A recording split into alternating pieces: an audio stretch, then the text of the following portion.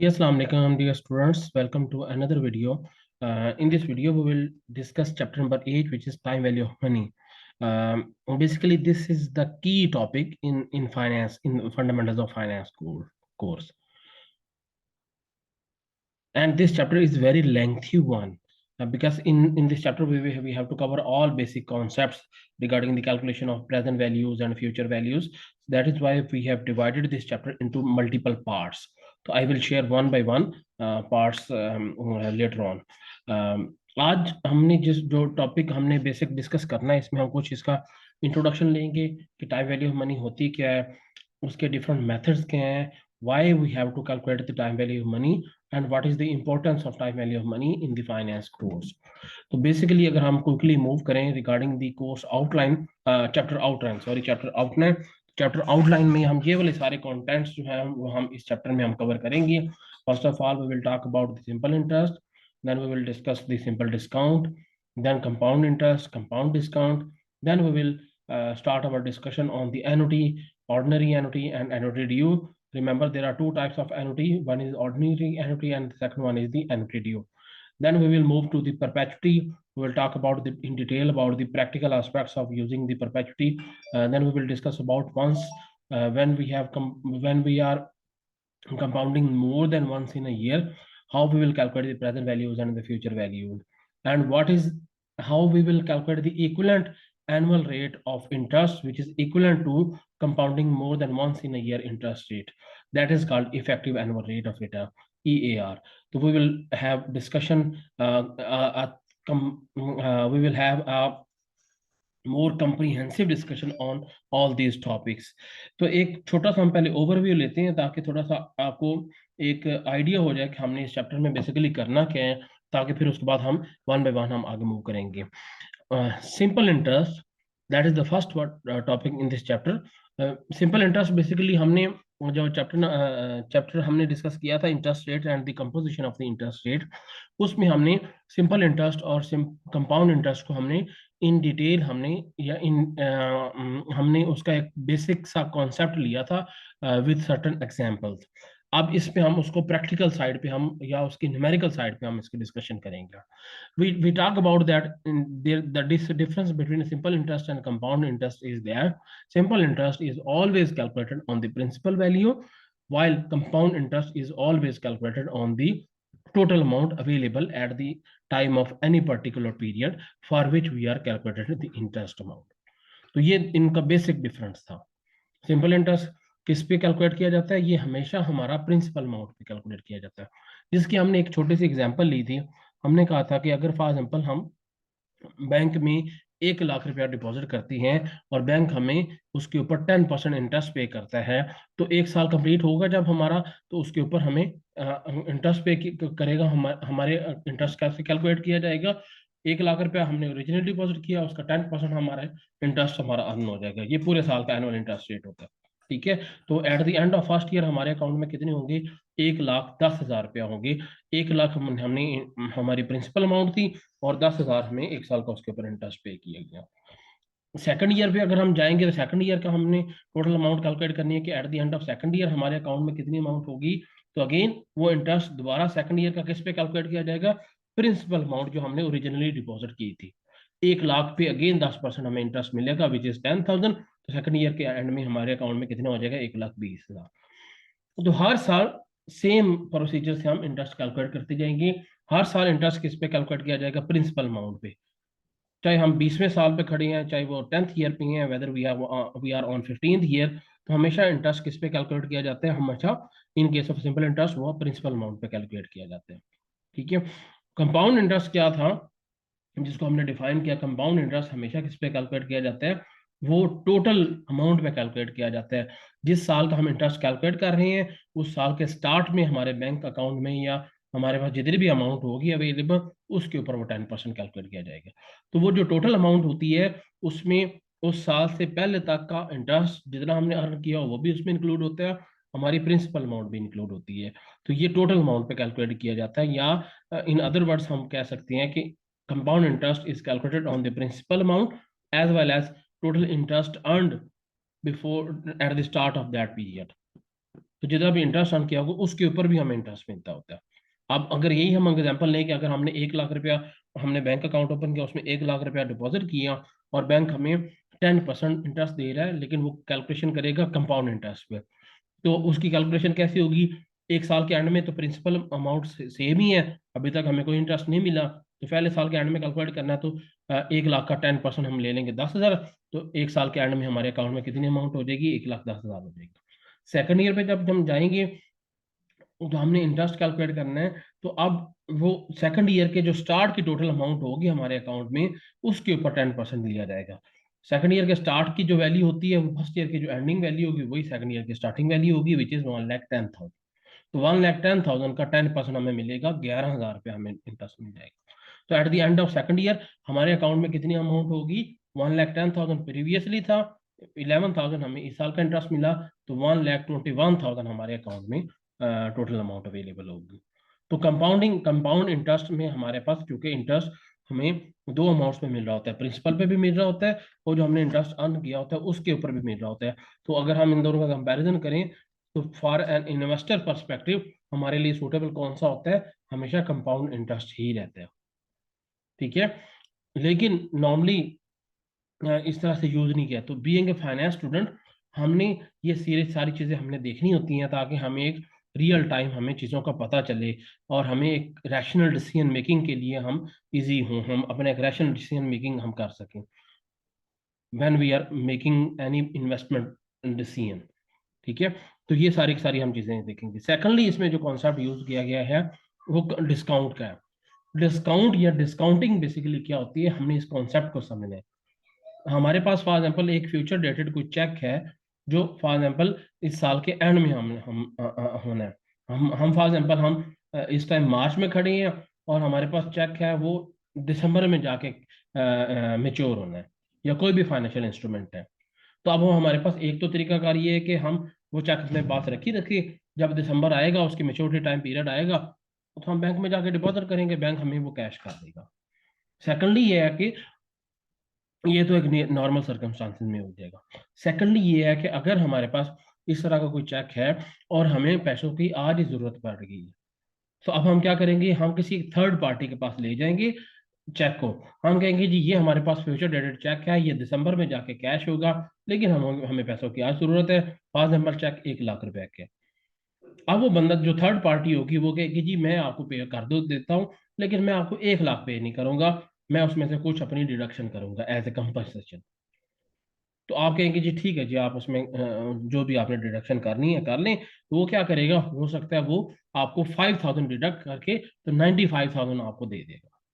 आपको तो उसमें बेनिफिट है कि आपका ये दिसंबर में जाके मिलना है, आप मार्च में खड़ी हैं, ऑलमोस्ट 10 मंथ्स के बाद आपको पेमेंट मिलनी थी, वो आज ही आपको मिल गई है।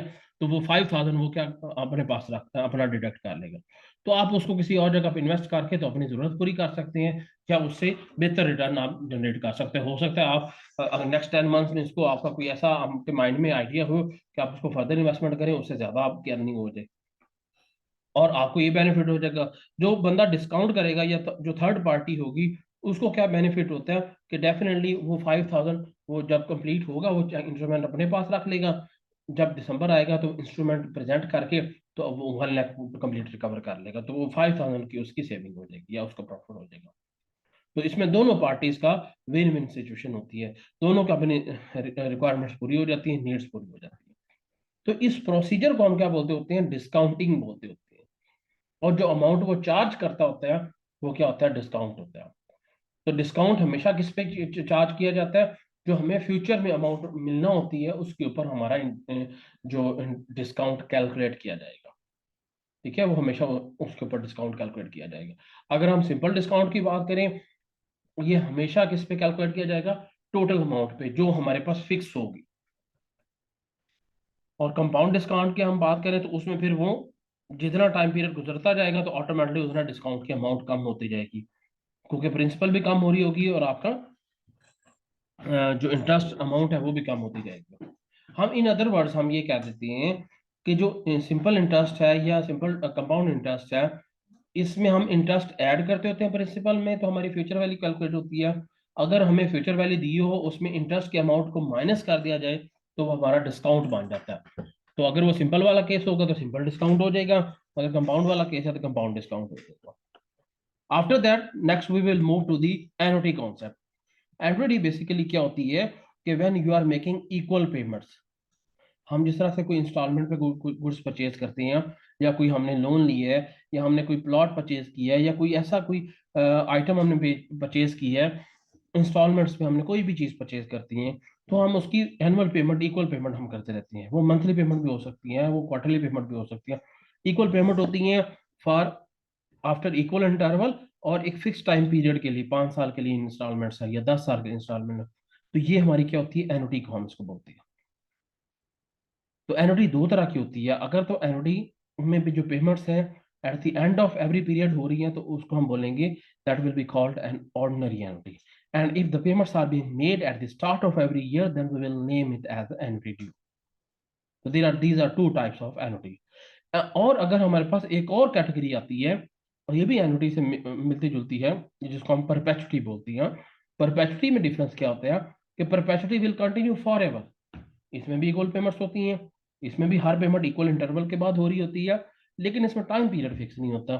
तो ये हमारा फॉर एवर चलता रहा, जिस तरह से पेंशन होती है, रिटायरमेंट होगी, पेंशन होगी, पेंशन प्लान्स होते हैं बहुत सारी कंपनीज के, तो ये हमारी क्या होती है, परपेचुटी को वो फॉलो किया जाता है। Compounding more than once in year क्या होता है कि जब आपको annual interest rate for example 12% है, आपको बैंक कहता है जी हम आपको मंथली आपको 1% दे देते हैं। तो आप यही समझोगे कि ना एक साल में 12 मंथ होते हैं, तो अगर हमें एनुअली 12% मिल रहा है तो हमें मंथली 1% मिल रहा है, तो ठीक है, okay, it's all right.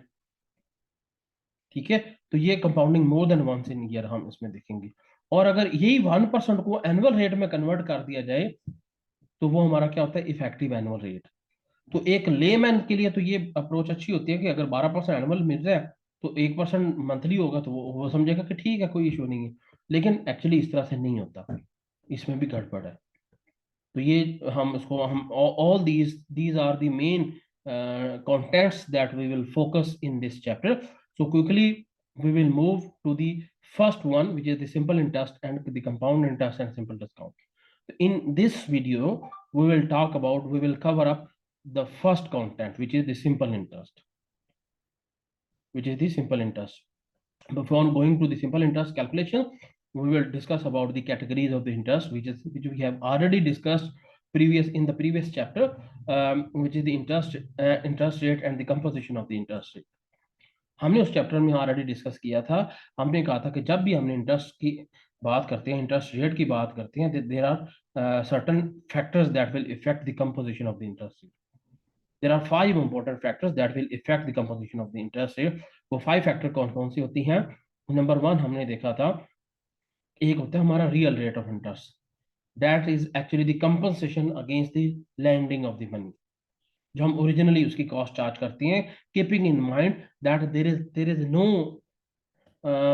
No risk involve in that particular transaction at all. ना तो इन्फ्लेशन होगी, ना कोई डिफॉल्ट के चांसेस होंगे, ना कोई और किसी किस्म का रिस्क होगा।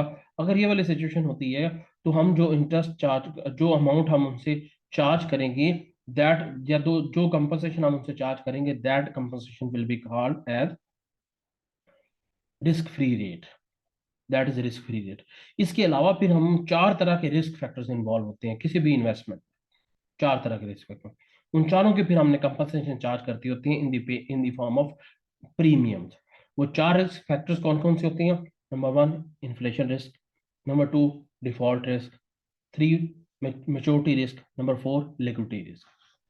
तो ये 4 तरह होते हैं, इन्फ्लेशन, डिफॉल्ट, मेच्योरिटी और लिक्विडिटी रिस्क।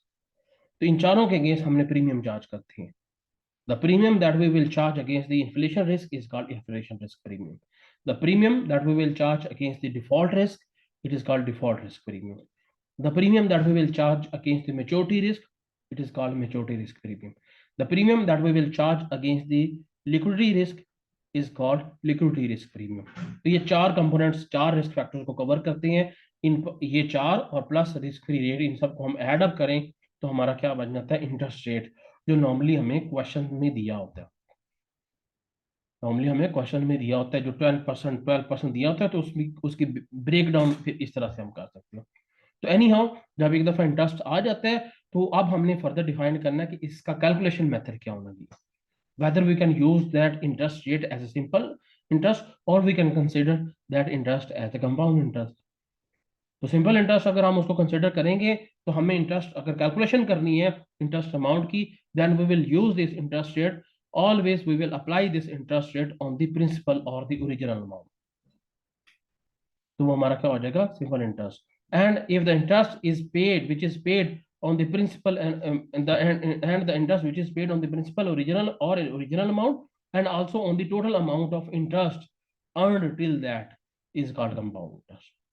तो अगर वो टोटल अमाउंट पे कैलकुलेट किया जाएगा तो वो कंपाउंड इंटरेस्ट होगा, अगर वो सिर्फ और सिर्फ सिंपल अमाउंट पे कैलकुलेट किया जाएगा आपका प्रिंसिपल अमाउंट पे या ओरिजिनल अमाउंट पे, तो वो आपका क्या हो जाएगा आपका, हम उसको सिंपल इंटरेस्ट करेंगे। Then we will also talk about, अभी हमने इसको थोड़ा सा डिस्कशन की regarding the simple interest and the simple discount. तो हमने क्या कहा, simple interest the interest which is always paid on the principal और original amount is called simple interest. और द डिस्काउंट रेट हमारा, हमने क्या उसका प्रोसीजर, इसका कॉन्सेप्ट डिटेल में देखा। Discount which is deducted from the face value of any financial instrument which is to be matured in any future time period. At the time of discounting, it is called as simple in discount. It is always calculated on the face value or the future value or the amount, total amount of that instrument. तो ये अभी हमने थोड़ी सी discussion की। तो अभी quickly हम move करते हैं on the simple interest part. Simple interest, जिस तरह से मैंने आपको पहले बताया कि सिंपल इंटरेस्ट हमेशा किस पे कैलकुलेट किया जाता है, आपका प्रिंसिपल अमाउंट पे कैलकुलेट किया जाता है। तो हमने डेफिनेशन को ही हम अप्लाई करते हैं और हमारे इसके फार्मूलाज ड्राइव हो जाएंगी। तो अगर हम सिंपल इंटरेस्ट अमाउंट अगर हमने कैलकुलेट करनी हो तो according to as per the definition simple interest और definition of the simple interest the following formula is used to calculate the simple interest. तो अगर हम इस फार्मूला में देखें तो capital I will be the interest amount, P will be the principal amount, I is the rate of interest and N is the time period. अब अगर हमने एक साल का कैलकुलेट करना हो तो P को I के साथ मल्टीप्लाई कर देंगे, दूसरे साल का कैलकुलेट करना हो तो अगेन P को I के साथ मल्टीप्लाई कर देंगे, तीसरे साल का करना हो P को I के साथ। तो इसका मतलब है कि इंटरेस्ट की अमाउंट तो सेम ही रहेगी क्योंकि प्रिंसिपल तो चेंज नहीं होनी, टोटल अमाउंट ही चेंज होनी है ना, क्योंकि उसमें इंटरेस्ट ऐड होता है। तो प्रिंसिपल अमाउंट जो कि सेम रहनी है तो हर साल का इंटरेस्ट सेम होगा। तो अगर हर साल का अलग अलग करने के बजाय अगर मैंने डायरेक्टली 5 साल का कैलकुलेट करना है तो एक साल का मैं कैलकुलेट करूँ और 5 के साथ मल्टीप्लाई कर दूं, तो 5 years interest I can easily calculate 5 years interest. So that is why this formula is very simple, which is PIN formula, PIN. This is very simple formula to calculate the interest amount, simple interest amount. अब simple interest amount आप यहाँ पे मैंने आपको बता दिया, P हम उसको प्रेजेंट वैल्यू भी बोल देते हैं, हम उसको प्रिंसिपल भी वैल्यू भी बोल सकते हैं, हम उसको ओरिजिनल वैल्यू भी बोल सकते हैं। और R will be the simple rate of interest, time is N is time to maturity. Time to maturity जो होता है ना एन एन, ये याद रखना है हमेशा नंबर ऑफ ईयर्स में कन्वर्ट किया जाता है। जब भी फॉर्मूला में यूज करना है नंबर ऑफ ईयर्स में यूज करना है। अगर कुछ मंथ में आ गया है या कुछ डेज में आ गया है तो उसको आप ईयर्स में कन्वर्ट करोगे। When it is n is given in number of months, we will simply divide it with 12. अगर डेज में होगा 365 से डिवाइड कर देंगे, अगर वीकली होगा हम क्या करेंगे उसको 52 वीक से डिवाइड कर देंगे, क्वार्टरली होगा तो हम 4 के साथ हम डिवाइड कर देंगे, तो हमारा एनुअली में कन्वर्ट हो जाएगा ऑटोमेटिकली। ठीक हो गया। अब अगर हमने इसकी बेस पे अगर हमने कैलकुलेट करनी है simple interest, future value calculate करनी है इन केस ऑफ सिंपल इंटरेस्ट, तो बड़ा सिंपली हम कैलकुलेट कर सकते हैं। हम क्या करेंगे प्रिंसिपल में, जो 5 साल के बाद क्या करनी है तो प्रिंसिपल में 5 साल का इंटरेस्ट ऐड कर देंगे जो इंटरेस्ट अमाउंट होगी। तो अगर हम पहले इक्वेशन देखें A is equal to P plus P I N, तो P I N will be the interest amount और उसमें प्रिंसिपल वैल्यू ऐड हो जाएगी। अब वो इंटरेस्ट अमाउंट 5 साल के बाद टोटल अमाउंट कैलकुलेट करनी है तो 5 के साथ मल्टीप्लाई करके इंटरेस्ट अमाउंट आ जाएगी। 10 साल के बाद करनी है तो 10 यूज कर लेंगे, एन 15 करनी है तो 15 यूज कर लेंगे, जो भी हमारे पास रिक्वायरमेंट। तो अब अगर इस इक्वेशन में इसको सिंपली हम पी प्लस इंटरेस्ट अमाउंट हम कर लें, ठीक है, तो वो टोटल अमाउंट आ जाएगी। ठीक है, तो अगर हमने इंटरेस्ट अमाउंट पहले से कैलकुलेट किया है तो उसको सिंपली प्रिंसिपल में ऐड कर दो, आपको टोटल अमाउंट आ जाएगी। अगर नहीं कैलकुलेट की तो हम उसको फार्मूला के साथ रिप्लेस कर देते हैं। अगर मैं इसमें से पी को कॉमन ले लेता हूं तो मेरा क्या बन जाता है 1 प्लस आई एन आ जाएगा, A is equal to P into 1 plus I N. तो 1 प्लस आई एन हमारा क्या हो जाएगा total 1 plus p into 1 plus in, that will be equal to total amount.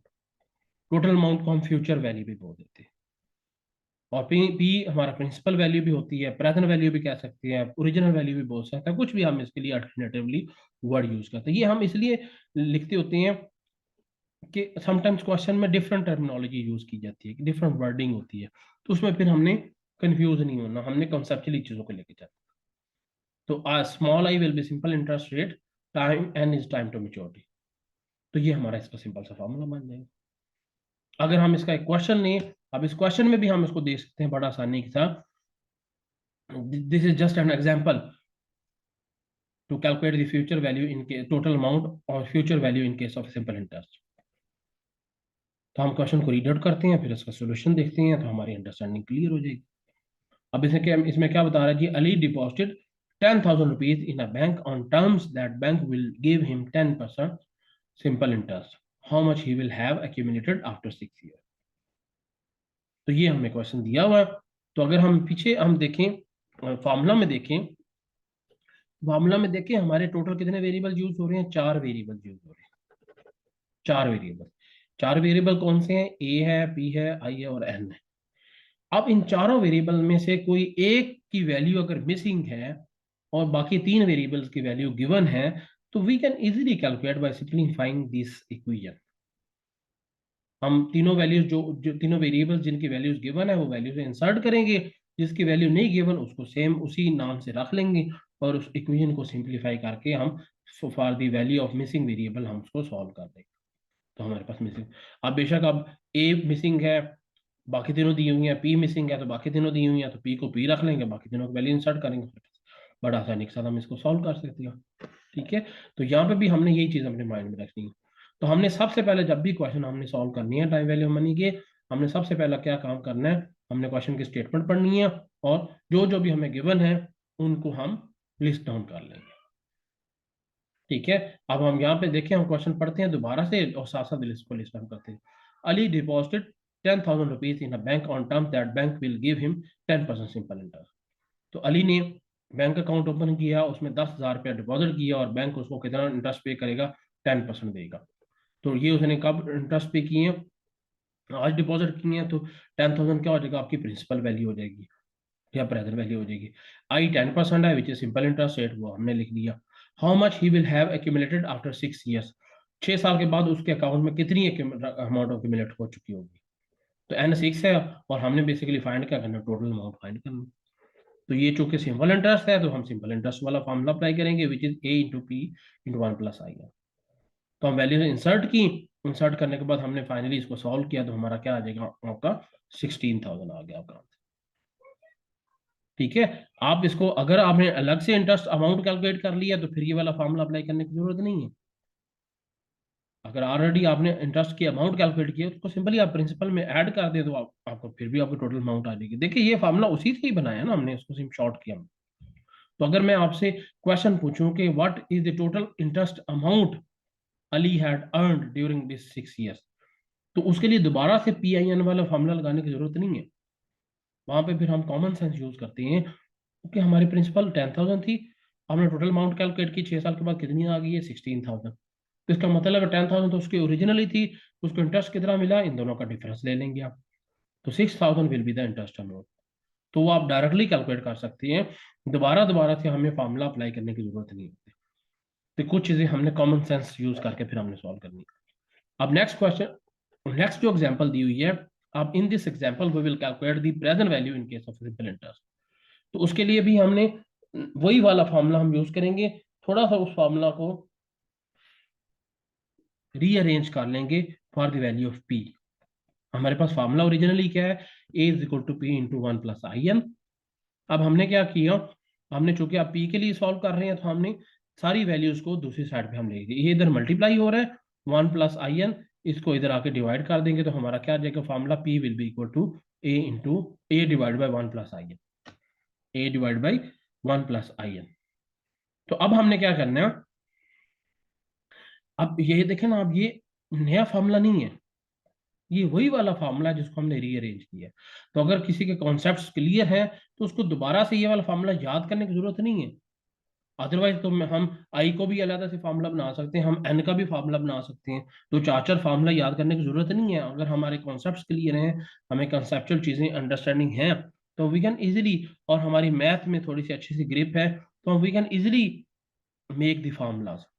और ये फार्मूला याद करने की जरूरत नहीं है। अगर आपने डेफिनेशन पढ़ लिया, कॉन्सेप्ट आपका क्लियर है, तो फार्मूला भी खुद आप ड्राइव कर सकते हो। अगेन यहाँ पे हमारे पास ए क्या है, फ्यूचर वैल्यू है, टोटल अमाउंट हम उसको कह सकते हैं, ठीक है। एक्यूमुलेटेड वैल्यू भी बोल सकते हैं, पी हमारी प्रिंसिपल वैल्यू है, ओरिजिनल वैल्यू है, प्रेजेंट वैल्यू बोल सकते हैं, see I, small I is the simple interest rate and time to maturity is N. तो यहाँ पे भी हम एक एग्जांपल लेते हैं, उस एग्जांपल से फिर हम इसको और ज्यादा थोड़ा सा क्लियरली हम हमें अंडरस्टैंडिंग हो जाएगी। अब इस एग्जांपल में हमें क्या बता रहा है, Nasser has currently 10,000 in his saving bank account, the bank has paid 10% simple interest on his account. Calculate how much amount he has deposited originally in his saving account 5 years before. Low ji, again हम procedure वही use करना है। हमने question को दोबारा से पढ़ना है, दोबारा से पढ़ने के बाद हम इसको लिस्ट डाउन करते रहना। यहाँ से एक एक दफा फर्स्ट टाइम पढ़ेंगे तो हमें ये आइडिया हो जाएगा कि ये हमारा सिंपल इंटरेस्ट का क्वेश्चन है, ये कंपाउंड इंटरेस्ट का है। तो याद रखना है, अगर सिंपल इंटरेस्ट वाला क्वेश्चन तब ही हम उनको ट्रीट करेंगे जब इंटरेस्ट रेट के साथ सिंपल का वर्ड यूज किया गया होगा। And if the question is silent we will treat is as a compound interest question, otherwise हमने उसको सिंपल इंटरेस्ट ही ट्रीट करना। तो यहाँ पे हम देखें, दोबारा पढ़ते हैं, सिनेरियो को अंडरस्टैंड करते हैं और लिस्ट डाउन करते हैं चीजों को। हम कहते हैं Nasser has currently 10,000 in his saving bank account, the bank has paid, आज अभी उसके पास कितनी है, 10,000 है, बैंक ने उसको 10% सिंपल इंटरेस्ट पे किया है। Calculate how much amount he has deposited originally in his saving account 5 years before. इसका मतलब है उसने अकाउंट कब ओपन किया था, 5 साल पहले। 5 साल पहले अकाउंट ओपन किया, कितनी अमाउंट उसमें डिपॉजिट की हमें नहीं पता, वो हमने फाइंड करनी है। 5 साल गुजर गए, उसके ऊपर उसको 10% सिंपल इंटरेस्ट मिलता रहा, और आज 5 साल के बाद उसके पास अकाउंट में कितनी है, 10,000 अमाउंट। इसका मतलब है 10,000 हमारे पास क्या टोटल अमाउंट है, जिसमें ऑलरेडी इंटरेस्ट भी ऐड है। इंटरेस्ट रेट 10% है, सिंपल इंटरेस्ट, एंड हमारे पास 5 years है। ओरिजिनल अमाउंट हमने कैलकुलेट करनी है विच इज द पी। तो हम इन ये टाइम वैल्यू मनी में भी टाइम लाइन सबसे इंपॉर्टेंट चीज होती है, हमें टाइम लाइन को अंडरस्टैंड करना है। टाइम लाइन का एक स्टार्टिंग पॉइंट होता है, एक एंडिंग पॉइंट होता है। तो जो एंडिंग पॉइंट की तरफ वैल्यू होगी वो हमारी टोटल अमाउंट होती है, स्टार्टिंग पॉइंट वाली प्रिंसिपल अमाउंट होती है, प्रेजेंट वैल्यू होती है। तो इसमें हमारे पास ए क्या दिया हुआ है, 10,000, I 10% which is simple interest rate and is 5 years, and P we have to calculate. तो हम अगेन फॉर्मूला अप्लाई करेंगे। पी का हमने चूंकि फॉर्मूला डिफाइन कर चुके हैं तो वही कर दें, नहीं किया हो तो कोई मसला नहीं, आप ए वाला फार्मूला अप्लाई कर सकते हैं। तो फार्मूला में इंसर्ट किया तो अब हमारे पास पी कितना आ गया, 6,666.67। ये हमारे पास, इसका मतलब क्या होगा, 5 years बिफोर जब उसने अकाउंट ओपन किया था तो उसने ये वाले अमाउंट उसमें डिपॉजिट की थी, और आफ्टर 5 years उसके अकाउंट में कितनी अमाउंट होगी, है 10,000 होगी टोटल अमाउंट। 10,000 उसके अकाउंट में टोटल अमाउंट होगी है। तो उसने फिर 5 years में कितना इंटरेस्ट अर्न किया होगा, इन दोनों का डिफरेंस ले लें, वहां से आपको पता चल जाएगा कितनी अमाउंट, कितना अकाउंट उसने अमाउंट, कितनी अमाउंट से उसने अकाउंट स्टार्ट किया था, या कितनी उसकी प्रिंसिपल क्या कहते हैं, कितना इंटरेस्ट उसने अर्न किया ड्यूरिंग दिस 5 years। अगर इन दोनों का डिफरेंस ले लें तो तकरीबन 3,333.33 हमारे पास आ जाएगा आंसर, जो उसने 5 साल के अंदर इंटरेस्ट अर्न किया। आप इसको PIN वाले फार्मूला के थ्रू भी कैलकुलेट कर सकते हैं। पी अब हमने फाइंड कर लिया, आप उसको अप्लाई करके आप इसको कैलकुलेशन कर सकते हैं, पिन वाला फार्मूला अप्लाई करके। तो ये हमने कॉमन सेंस यूज करनी है समटाइम्स। तो this was all about the simple interest. Simple interest में हमने सिंपल इंटरेस्ट का मेथड अप्लाई करके प्रेजेंट वैल्यू भी कैलकुलेट की, फ्यूचर वैल्यू भी कैलकुलेट की। अब फ्यूचर में आपको हो सकता है कोई क्वेश्चन इस तरह का आए आपके सामने जिसमें प्रेजेंट वैल्यू फ्यूचर वैल्यू दोनों दी हो, आपने एन फाइंड करना हो, या हमें एन दिया हो हमने आई फाइंड करना हो, तो वो भी हम सिंपली हम यूज कर सकते हैं, ये वाला फार्मूला अप्लाई करेंगे, A is equal to P into 1 + I है, हम उसको सिंप्लीफाई करके उसको कैलकुलेट कर सकते हैं आसानी से। तो यहाँ तक अगर आपका कोई क्यूरी है तो आप मुझे कमेंट में बता दें, तो I will try to answer all your questions. Thank you so much.